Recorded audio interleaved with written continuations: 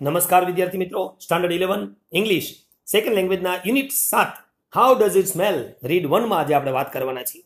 વિદ્યાર્થી મિત્રો, આપ સૌ હાઉ ડઝ ઇટ સ્મેલ વિશે કંઈ ને કંઈ કદાચ સાંભળ્યું હશે કે વાંચ્યું હશે, ઓનલાઈન કે ઓફલાઈન પણ તમે ભણ્યા હશો. તો પાઠની આપણે વાત કરીએ એ પહેલા એક વસ્તુ યાદ રાખજો કે હેલ્થ ઇઝ વેલ્થ. પહેલું સુખ તે જાતે નર્યા. અને દોસ્તો, સફળતાના શિખરો સર કરવા માનસિક સ્વસ્થતા અને શારીરિક સ્વસ્થતા તો બહુ મહત્વની છે.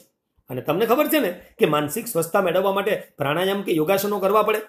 તો તમે પણ એકદમ સીધી મુદ્રામાં બેસી અને આ પાઠ ભણવાનો પ્રયત્ન કરો. ફૂલ વિડીયો લેક્ચર ચેક કરો. તમારી સાથે ટેક્સ્ટબુક, પેન, પેન્સિલ રાખો. જરૂર પડે ત્યાં નોંધ કરતા જાઓ. ચોક્કસપણે તમને પાઠમાં મજા આવશે અને પાઠના શબ્દો, ટ્રુ ફોલ્સ, સિમિલર વર્ડ્સ અને ક્વેશ્ચન આન્સર પણ સરળતાથી તમે જવાબ આપી શકશો. વિદ્યાર્થી મિત્રો, આ એક નિબંધ પ્રકારનો પાઠ છે. અહીંયા લખ્યું છે what is the first remedy. તો રેમેડી એટલે ઇલાજ, ઉપચાર. You try for these elements. Elements એટલે બીમારી, જેને આપણે ઇલનેસ પણ કહીએ છીએ. તો તમને વોમિટિંગ થાય, હેડેક થાય, ડિઝીનેસ થાય, ચક્કર આવે, નોઝ બ્લીડ્સ, નસકોરી ફૂટે, હિકઅપ્સ, બરાબર, એડકી આવે, કે સ્વેલિંગ ઓન ફૂટ, સોજો ચડી જાય, શરદી થાય, સ્નીઝિંગ, છીકો આવે. તો આ બધાની પ્રાથમિક સારવાર શું છે એની પણ વાત આપણે આ યુનિટના બીજા ભાગમાં કરવાના છીએ દોસ્તો, બરાબર છે. તો આજે આપણે પહેલા સમજી લઈએ કે હાઉ ડઝ ઇટ સ્મેલ, આ શું કહેવા માંગે છે.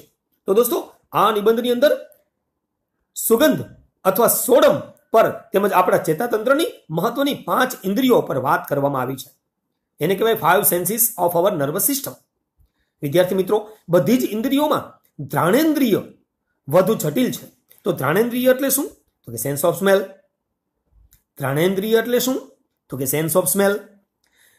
ઘણી વખત આપણને ખોરાક તેને સ્વાદ કરતા સુગંધને કારણે વધારે પસંદ પડે છે. અને જ્યારે આપણે ખોરાક ચાવીએ છીએ ને ત્યારે, અને જ્યારે ખોરાક ગરમ હોય છે ત્યારે તેમાંથી વધુ પાર્ટિકલ્સ છૂટા પડે છે અને એટલે એની સુગંધ અથવા સોડમ પારખી શકાય છે. સોડમ શબ્દનું વર્ગીકરણ કરવું છે આપણે. આ પાઠમાં સોડમ એટલે કે સ્મેલનું વર્ગીકરણ કરવામાં આવ્યું છે, જેને જુદા જુદા ભાગમાં, જેમ કે સુગંધ, ખુશ્બુદાર, લહેજતદાર, લસણ કે બળવાની વાસ વગેરેમાં આ વર્ગીકરણ કરવામાં આવ્યું છે, જે આ પાઠમાં તમને ભણવા મળશે. વિદ્યાર્થી મિત્રો, સોડમ તેની ફરજ રાત દિવસ બજાવે છે. એવું તો નથી કે દિવસે સુગંધ આવે અને રાતે ન આવે, એવું તો છે નહીં. સાચા નાકની નકલ તો કરી શકાતી નથી. હા, તમને કાનમાં સંભળાતું નથી તો તમે બેરોમીટર લગાવી શકો છો. તમને આંખમાં દેખાતું નથી તો ચશ્મા કે લેન્સ પહેરી શકો છો. પણ સૂંઘવાની શક્તિ અજોડ અને અનન્ય છે. અને માસ્ટર શેફ, ચાનો સ્વાદ જાણતી વ્યક્તિ અને પરફ્યુમ બનાવનાર વગેરે કોઈ દિવસ બેરોજગાર નહીં બને હો. કેમ કે તેનું સ્થાન લઈ શકાય એવા કોઈ યંત્રો અવેલેબલ જ નથી દોસ્તો, બરાબર છે. તો વિદ્યાર્થી મિત્રો, આપણે પાઠને લાઈન ટુ લાઈન સમજવા પ્રયત્ન કરીએ. હવે તો તમને ઘણું બધું અંગ્રેજી આવડી ગયું છે, એટલે જરૂર પડશે ત્યાં આપણે line to line, word to word અંગ્રેજી કરીશું. કેટલાક શબ્દો અંગ્રેજીમાં જ સમજતા શીખવા પ્રયત્ન કરો એવી મને ખાસ આશા છે. લેટ્સ બિગિન દોસ્તો. Yummy, this soup is very tasty. અરે સ્વાદિષ્ટ, વાહ, આ સૂપ તો ખરેખર લેજતદાર છે. તો યમ્મી અને ટેસ્ટી એટલે સ્વાદિષ્ટ. આગળનું વાક્ય, you appreciate the hot vegetable soup as you take the first sip. દોસ્તો, અપ્રિશિએટ એટલે કદર કરવી, પ્રશંસા કરવી, અને સિપ એટલે ઘૂંટડો કે ચૂસકી. તો અહીંયા તમે જ્યારે પ્રથમ ચૂસકી લીધી કે તમે ગરમ એ વેજીટેબલ સૂપને વખાણવા લાગી જાઓ છો. કેમ? કારણ કે ગરમ છે, એમાંથી પાર્ટિકલ્સ છૂટા પડે છે, એટલે એક જ ઘૂંટડામાં આપણે એના વખાણ કરવા માંડીએ છીએ. But you are wrong. પણ લેખક કહે છે કે તમે ખોટા છો.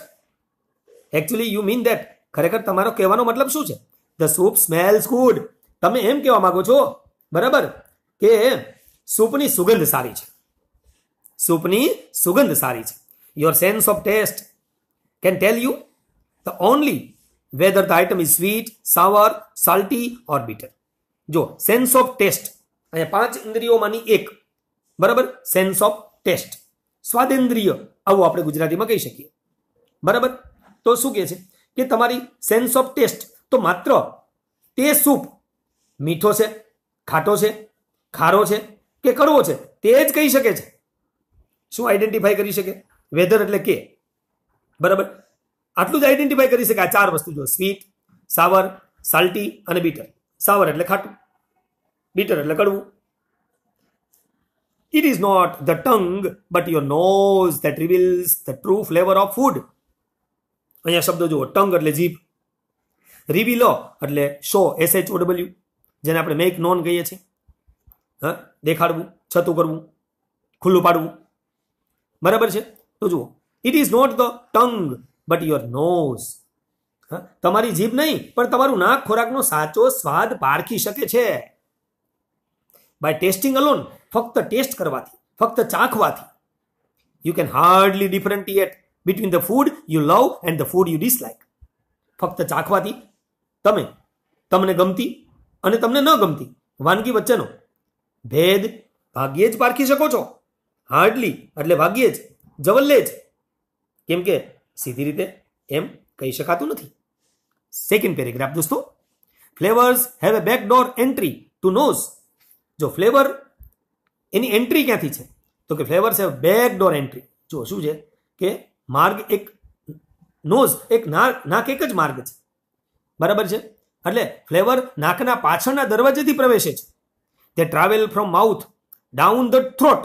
જો માઉથ એટલે મોં, થ્રોટ એટલે ગળું, and up again along the air passes leading to nasal cavity.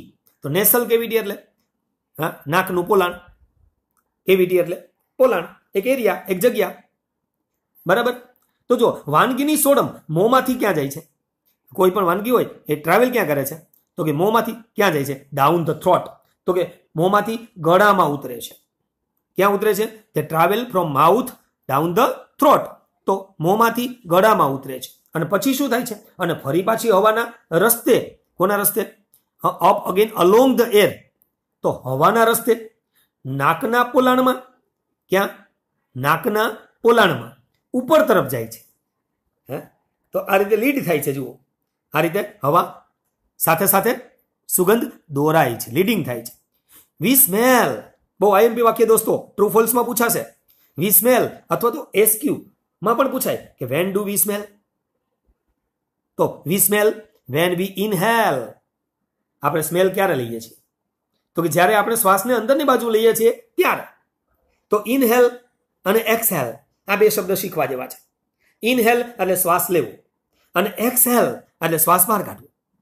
તો જુઓ અહીં શું કહે છે કે વેન વી ઇનહેલ, જ્યારે આપણે શ્વાસ લઈએ છીએ ત્યારે, બરાબર છે, આપણે સુગંધ મહેસૂસ થાય છે, સોડમ મહેસૂસ થાય છે.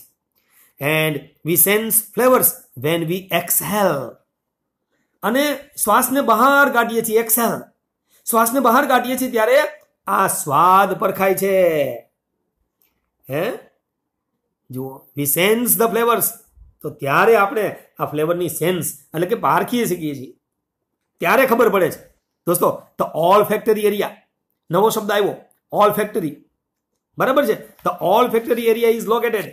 તો ઓલ ફેક્ટરી એટલે શું? તો કે સોડમને લગતું, સુગંધને લગતું, બરાબર. All factory area is located. આ ક્યાં આવેલો છે area? High up the નેસલ cavity. તો નેસલ કેવિટી એટલે તો કે નાકની પોલાણ. તો હવે તમે વાક્યનું ગુજરાતી જાતે કરવાનું રાખો, તમને ખ્યાલ આવશે, બરાબર. તો જો સુગંધ પારખવાનું સ્થાન એટલે ઓલ ફેક્ટરી એરિયા. તો સોડમ પારખવાનું સ્થાન નાકના પોલાણમાં ઊંચે રહેલું છે. ક્યાં રહેલું છે? ઊંચે રહેલું છે. એટલે આપણા નાકની ઉપર તમે ફીલ કરો, અનુભવ કરો કે આપણું નાક છે એની ઉપર તમે જુઓ, હા ત્યાં આવેલું છે એવું સમજી લો તમે, બરાબર છે. ચાલો, સમજી લીધું દોસ્તો? આગળ વધીએ. Let's begin. During ordinary inhaling. હવે જો સામાન્ય આપણે જે શ્વાસોશ્વાસ આપણે લેતા હોઈએ તો કંઈ એવું આપણે સ્મેલ કરવાનો અર્થ ના હોય. ડ્યુરિંગ ઓર્ડિનરી ઇનહેલિંગ, હવે એર પાસીસ વિધાઉટ અરાઉઝિંગ એની સ્મેલ સેન્સેશન્સ. શું કહે છે કે સામાન્ય શ્વાસ લેતી વખતે હવા ગંધના સંવેદનોને જાગૃત કર્યા સિવાય જ પસાર થાય છે. તો એર પાસ થાય છે, હે, એર પાસ થાય છે પણ વિધાઉટ અરાઉઝિંગ એની સ્મેલ ઓફ સેન્સેશન્સ.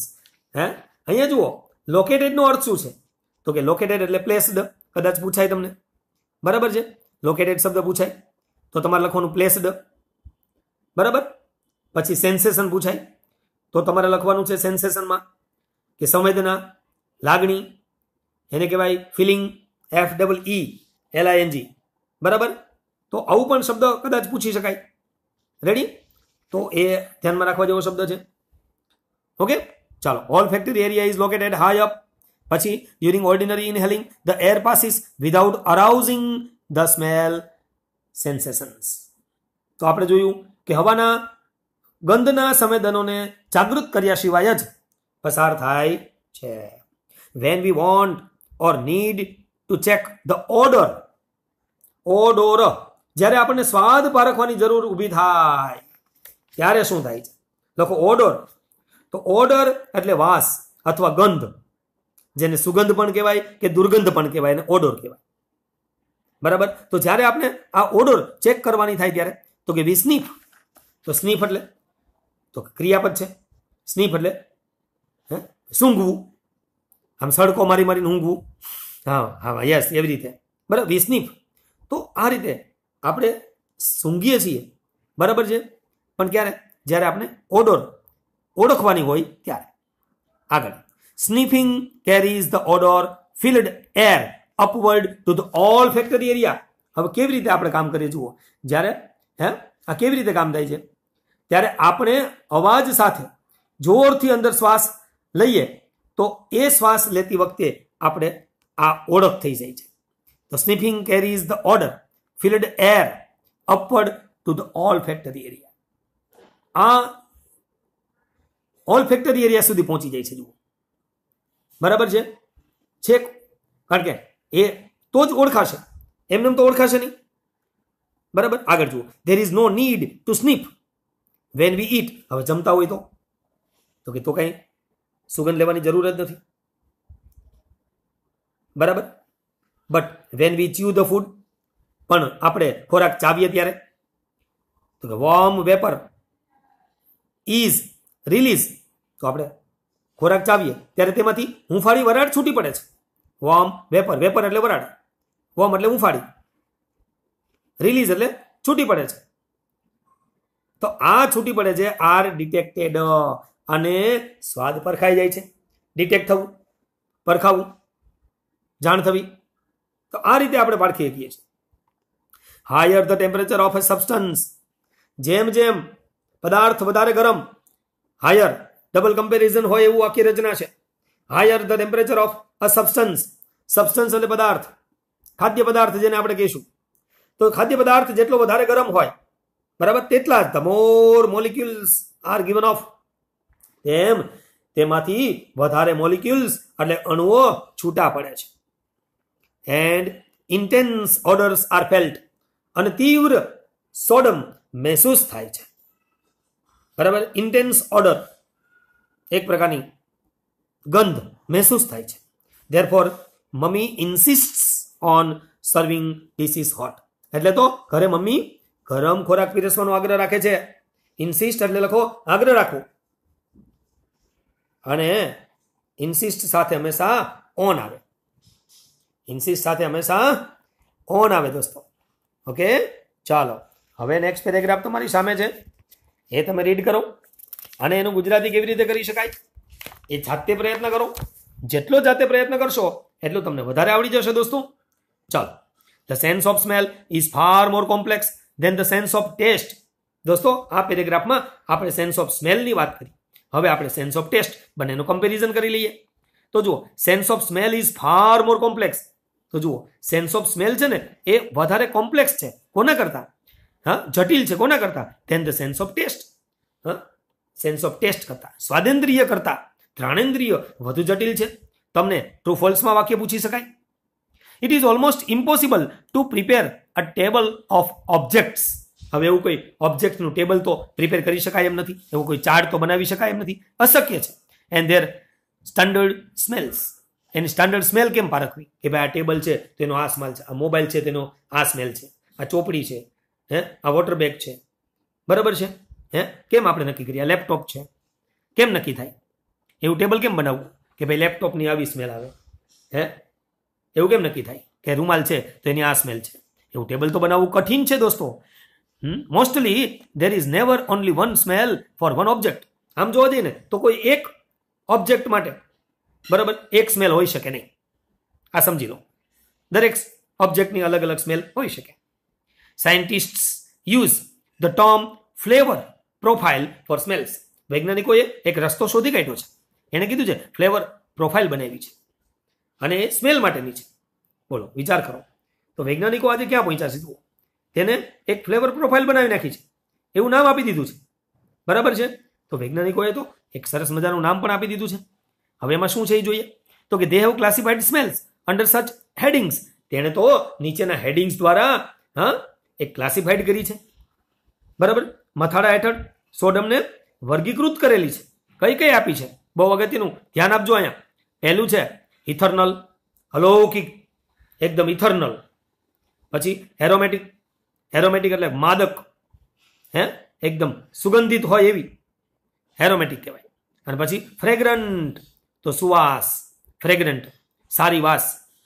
પછી એમ્બ્રોસિયલ, એમ્બ્રોસિયલ, એમ્બ્રોસિયલ એટલે કેવી? લહેજતદાર. બોલો, એમ્બ્રોસિયલ એટલે કેવી? લહેજતદાર. ગાર્લિક એટલે કેવી સ્મેલ? લસણ જેવી સ્મેલ. બર્નિંગ એટલે તો કે દાજિયાની કે બળિયાની સુગંધ. અને ગાઉટી એટલે તો કે અણગમો ઉપજાવે. હા, અણગમો ઉપજાવે. સમજી ગયા ને? હા, ક્લાસમાં આજુબાજુમાં કોણ બેઠું છે જોવું પડે આપણે. ગાઉટી. એન્ડ ફેટીડ, ફેટીડ એટલે દુર્ગંધ. કોઈ ઉકરડા હોય કે કોઈ એવું ગટર હોય, બરાબર, એની જે સ્મેલ હોય, ફેટીડ. તો દોસ્તો આવું ફ્લેવર પ્રોફાઇલ બનાવ્યું છે. સમજાઈ ગઈ ને હવે તમને બધી? ચલો આગળ. But this classification is still tentative. દોસ્તો આ ક્લાસિફિકેશન છે ને એ હજુ ટેન્ટેટિવ છે. લખો કામ ચલાવો. પરમેનન્ટ નથી. યસ, ટેમ્પરરી છે. એન્ડ અનસેટિસ્ફાઈંગ, અને હજી તો સંતોષકારક પણ નથી. અનસેટિસ્ફાઈંગ છે. ઇટ ઇઝ બિલીવ્ડ ધેટ, એવું માનવામાં આવે છે કે each natural order of flavour is blend of many smells. લખો બ્લેન્ડ એટલે મિશ્રણ. એવું માનવામાં આવે છે કે દરેક કુદરતી સોડમનો ક્રમ એ ઘણી બધી સોડમનું મિશ્રણ હોય છે, સુગંધનું મિશ્રણ હોય છે. ઓકે દોસ્તો, ચલો લેટ્સ બિગિન ન્યૂ પેરેગ્રાફ. ચાલો. Do we differ much from one another in our sense of smell? શું આપણે આપણી સેન્સ ઓફ સ્મેલ છે એકબીજાથી ભિન્ન મત ધરાવીએ છીએ? એના સંદર્ભમાં અલગ અલગ મત ધરાવીએ છીએ આપણે વન અનધર? ઓફકોર્સ, અલબત્ત હા વળી. કેમ? તો કે પુરુષોમાં સ્ત્રીઓમાં અલગ અલગ છે. જુઓ, there is some variation in sense of smell of women than that of men's. વિદ્યાર્થી મિત્રો, પુરુષોની સોડમ સંવેદના અને સ્ત્રીની સોડમની સંવેદનામાં કેટલીક ભિન્નતા છે. પુરુષો અને સ્ત્રીઓમાં ભેદ છે. Women have more acute sense of smell. સ્ત્રીઓ છે ને એ સેન્સ ઓફ સ્મેલમાં બહુ પાવરફુલ છે. મોર એક્યુટ છે એની સેન્સ, બરાબર, ધેન મેન હેવ. એટલે સ્ત્રીઓની સુગંધ પારખવાની શક્તિ પુરુષો કરતા વધુ તીવ્ર હોય છે. મોર એક્યુટ લખો, વધુ તીવ્ર. And this sense becomes dull. આ સેન્સ ધીમે ધીમે ડલ પડે છે. આ પ્રશ્ન પૂછાય છે કે આ આપણી સેન્સ ડલ કેવી રીતે પડે છે? તો એના કારણો આપ્યા છે. Number 1, ageing. એક તો ઉંમર વધે તો જેમ જેમ ઉંમર વધતી જાય એમ આપણી સેન્સ ઓફ સ્મેલ છે, એટલે કે સેન્સ સ્મેલ પારખવાની જે શક્તિ છે એ ધીમી પડે છે. Number 2, smoking. કોઈ ધૂમ્રપાન કરતું હોય તો પણ એની સેન્સ ઓફ સ્મેલ ધીમી પડી જાય છે, વધારે એ સ્મેલ ઓળખી શકતા નથી. Number 3, drinking alcoholic beverages. કોઈ માદક પીણાનું સેવન કરે છે, દારૂ છે કે એવા કોઈ વ્યસન છે, બરાબર, એનું સેવન કરતા હોય છે, તો એને કારણે પણ આ સેન્સ ઓફ સ્મેલ છે એ ધીમે ધીમે ડલ થઈ જાય છે, ક્ષીણ થતી જાય છે. When we have common cold. જ્યારે આપણને સામાન્ય શરદી થઈ જાય, આ વાક્ય ટ્રુ ફોલ્સમાં આવશે જોજો. સામાન્ય શરદી થઈ જાય the smell receptors located in about 2.5 square centimeters in the upper nasal cavity becomes dead. તો જો become dead એટલે મૃત પામે છે. શું? ફરીવાર અહીંથી જુઓ. when we have common cold, જ્યારે આપણે શરદી થાય છે ત્યારે શું થાય છે? તો કે ધ સેલ રિસેપ્ટર છે ને, રિસેપ્ટર એ become dead, એ ડેડ થઈ જાય છે. હવે રિસેપ્ટર ક્યાં આવેલા છે એના માટેનું આ વાક્ય છે આખે આખું. રિસેપ્ટર ક્યાં આવેલા છે એના માટેનો જવાબ અલગ છે. પણ જ્યારે કોમન કોલ્ડ થાય છે ત્યારે આપણા રિસેપ્ટર શું થાય છે તો કે ડેડ થઈ જાય છે. આ ટ્રુ ફોલ્સમાં પૂછાય. તો કે સ્મેલ રિસેપ્ટર્સ એટલે શું તો કે જે સ્મેલ આપણે લેવાના રિસેપ્ટર્સ હોય તે, બરાબર છે, સ્વીકારે તે, ઓળખે તે, ઓળખનાર, બરાબર, તો એ ડેડ થઈ જાય છે, મૃતોપાય થઈ જાય છે. એટલે પછી આપણે કંઈ ઓળખી શકતા નથી. સમજાઈ ગયું? તો આ પ્રોબ્લેમ થાય છે. તો રિસેપ્ટર એટલે ગ્રહણ કરનાર. સમજાઈ ગયું? ડેડ એટલે મૃત થઈ જાય છે, નિષ્ક્રિય થઈ જાય છે. તો આ રિસેપ્ટર ક્યાં આવેલા છે? Located in about 2.5 square centimetres in the upper નેસલ cavity. ઉપરના નસકોરાના જે પોલાણના ભાગમાં છે ને એ લગભગ 2.5 સ્ક્વેર સેન્ટીમીટર, બરાબર છે. તો જુઓ, આ આવી રીતે લગભગ 2.5 ચોરસ સેન્ટીમીટરના વ્યાપમાં નાકના પોલાણના ઉપલા ભાગે આ તમને રિસેપ્ટર જોવા મળે છે. ઓકે દોસ્તો, ચાલો. Though the cold sufferer's sense of taste is not affected. પણ ખાસ યાદ રાખવા જેવું, શરદી થઈ ગઈ હોય તો તમારા રિસેપ્ટર ડેડ થઈ જાય, પણ તમારી સેન્સ ઓફ ટેસ્ટ ડેડ થતી નથી કે એની કોઈ અસર થતી નથી. એટલે સફરર એટલે શરદીનો ભોગ બનનાર વ્યક્તિ, તો એની સેન્સ ઓફ સ્મેલ નક્કી પેલી થાય છે, પણ સેન્સ ઓફ ટેસ્ટ અફેક્ટ થતી નથી, અસર થતી નથી. He believes that he has lost his sense of taste. છતાં એવું માને છે કે મારી સેન્સ ઓફ ટેસ્ટ ચાલી ગઈ છે, એટલે મને શરદી થઈ છે તો હું સ્વાદ નહીં લઈ શકું. આવું આપણે સાંભળીએ છીએ, બોલીએ છીએ, પણ આપણે રોંગ છીએ, બરાબર. તો તમને શરદી થાય ત્યારે તમારી સેન્સ ઓફ ટેસ્ટ ને કશું થતું નથી. આ તમે પર યાદ રાખો. Actually his sense of smell is lost. થાય છે શું? શરદી થાય ત્યારે સેન્સ ઓફ સ્મેલ લોસ્ટ થાય છે, and therefore he is not able to identify flavours of the food. અને એટલે આપણે ખોરાકના સ્વાદ ઓળખવા માટે સમર્થ રહેતા નથી, સ્વાદ ઓળખી શકતા નથી. ખ્યાલ આવી ગયો વિદ્યાર્થી મિત્રો? ચલો હવે આપણે આગળ જોઈએ. Touch, pressure and pain all require direct contact. જુઓ, ટચ, પ્રેશર અને પેઇન એટલે પીડા, દુઃખ, આ બધા માટે પ્રત્યક્ષ એટલે કે ડાયરેક્ટ સંપર્ક જરૂરી છે. યુઝ્યુઅલી, સામાન્ય રીતે, hearing and site R like smell. બરાબર, હિયરિંગ એટલે સાંભળવું, સાઇટ એટલે જોવું, દ્રષ્ટિ કહેવાય એને, લાઇક સ્મેલ એ પણ સ્મેલ જેવા છે. લોંગ ડિસ્ટન્સ સ્મેલ કેવી છે? આ બધી લોંગ ડિસ્ટન્સ છે, બરાબર છે, કારણ કે લાંબા અંતરેથી પણ આપણે સંભળાય છે, દેખાય છે, અને સ્મેલ પણ આપણે લઈ શકીએ છીએ. એટલે આ બધી છે એ કેવી છે તો કે લાંબા અંતરની છે, બરાબર છે. તો હિયરિંગ, સાઇટ અને સ્મેલ એ લોંગ ડિસ્ટન્સ સેન્સીસમાં સમાવેશ કરવામાં આવે છે. Smell has it's advantage. વિદ્યાર્થી મિત્રો, સ્મેલ છે ને એના કેટલાક લાભ પણ છે. હે, સ્મેલને પોતાના લાભ છે. તો કયા કયા લાભ છે? તો site is dependent on the sun. તો જુઓ, દ્રષ્ટિ છે હે એ કોના ઉપર ડિપેન્ડ કરે છે તો કે સૂર્યપ્રકાશ પર, સૂર્ય પર આધારિત છે. And is to a great extent unless at night, useless at night. અને રાત્રે તો આ સાઇટ નામની જે આપણી સેન્સ છે એ તો યુઝલેસ થઈ જશે, બરાબર, કારણ કે સૂર્ય પર આધારિત છે દ્રષ્ટિ છે એ જોઈએ તો. અને મહદઅંશે રાત્રે નકામી થઈ જાય છે ને. But smell is on day and night duty. મેં તમને વાત કરી હતી ને કે ભાઈ સ્મેલ છે એ તો દિવસ રાત સક્રિય હોય છે. Also hearing is depending on the production of sound.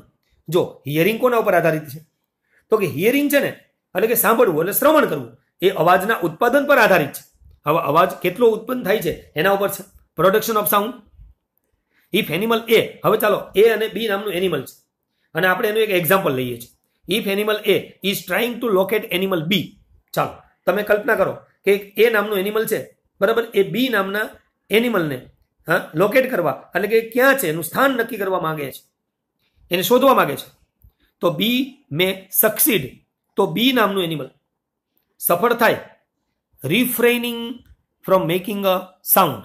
રિફ્રેઇનિંગ એટલે શું તો અટકાવું, રોકવું, બરાબર. હે, તો જુઓ, બી નામનું પ્રાણી છે એ અવાજ પેદા કરવાનું જે છે એ કદાચ બંધ રાખી શકશે, એનાથી રિફ્રેઇન થશે, એનાથી અડગું રહેશે. એ પોસિબલ છે કારણ કે અવાજ પોતાના હાથમાં છે, કંટ્રોલ કરી શકે છે. હા, એ કંટ્રોલ કરી શકે છે, અવાજને અટકાવી શકે છે. સમજાય છે? હા, અવાજને અટકાવી શકે છે, પણ એ સ્મેલને કેમ અટકાવશે? કયો લ્યો. તો લખો રિફ્રેઇન એટલે સ્પેર, ટાળવું અથવા જવા દેવું. તો ટાળી શકે છે બી નામનું એનિમલ. બરાબર. ઓડોર ઓન ધ કોન્ટ્રારી, હવે બીજી બાજુ જુઓ. ઓડોર તો ગંધ ઇઝ નોટ કોન્શિયસલી કંટ્રોલ્ડ, પણ ગંધ છે એ સભાનતાપૂર્વક નિયંત્રિત કરી શકાતી નથી. પ્રાણીમાં પોતાના પરસેવાની સ્મેલ, પોતાના શ્વાસ, બરાબર, પોતાના બોડીની એ સ્મેલને કઈ રીતે રોકી શકશે? એ તો વાતાવરણમાં પ્રસરશે. અને એ નામનું એનિમલ છે કે કોઈ પણ છે, પણ એને ઓળખી શકશે. અને આ રીતે શિકારના ભોગ બનતા હોય છે પ્રાણીઓ. બરાબર છે. ચાલો આગળ જુઓ. અમંગ પ્રીમેટ્સ જનરલી, હવે હું પ્રીમેટ્સની વાત કરું તો પ્રીમેટ્સ એટલે શું? યસ, તો મંકી, જેને આપણે એપ કહીએ છીએ, વાનર. બરાબર છે. તો among primates generally and humans especially, તો સામાન્ય રીતે વાંદરાઓમાં અને ખાસ કરીને મનુષ્યોમાં, the sense of smell has been displaced for long distance purposes by the sense of sight. તો જુઓ, ખાસ કરીને મનુષ્યોમાં લાંબા અંતરના ઉદ્દેશ્યો માટે દ્રષ્ટિની સંવેદનાને બદલે સુગંધની સંવેદનાને સ્થાનાંતરિત કરાય છે. શું કરાય છે? Sense of smell has been displace કરવામાં આવે છે.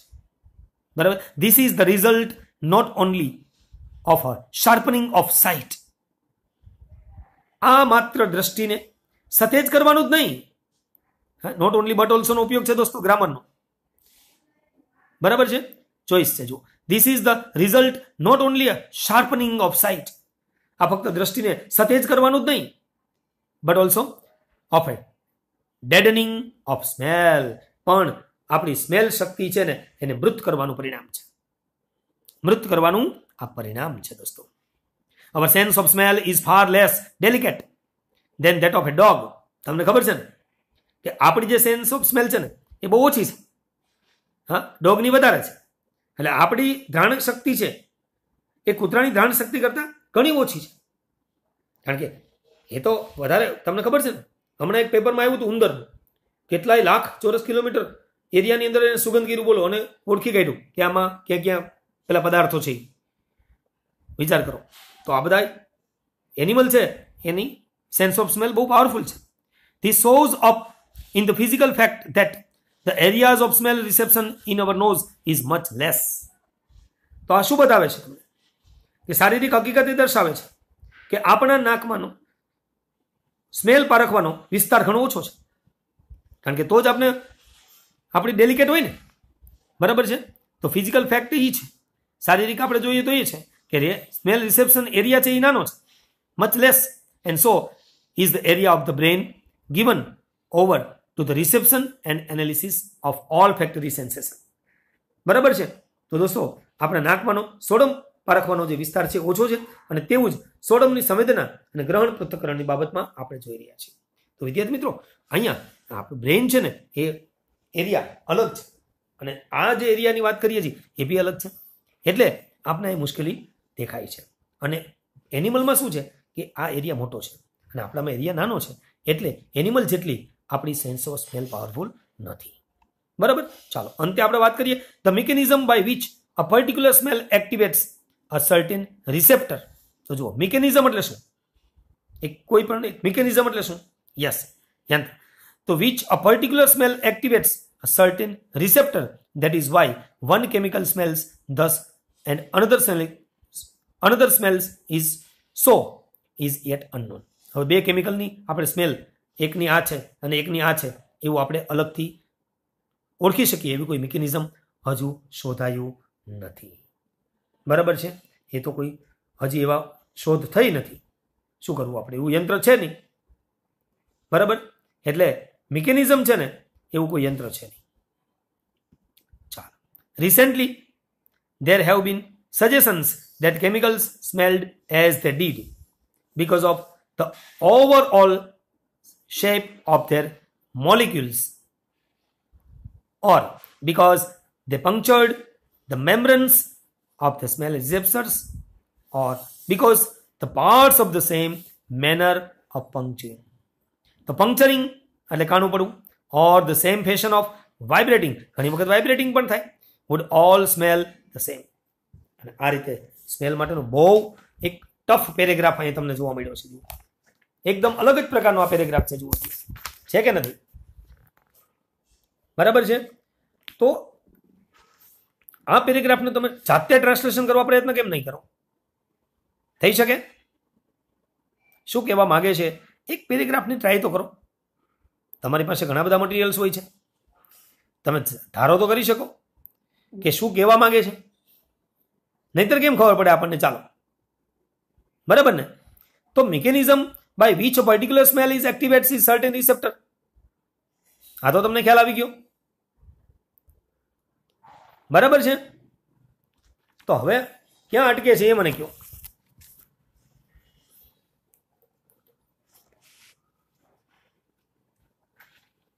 ચાલો, રેડી? બધાને ખ્યાલ આવે છે? કેટલાને ખ્યાલ નથી આવતો બોલો?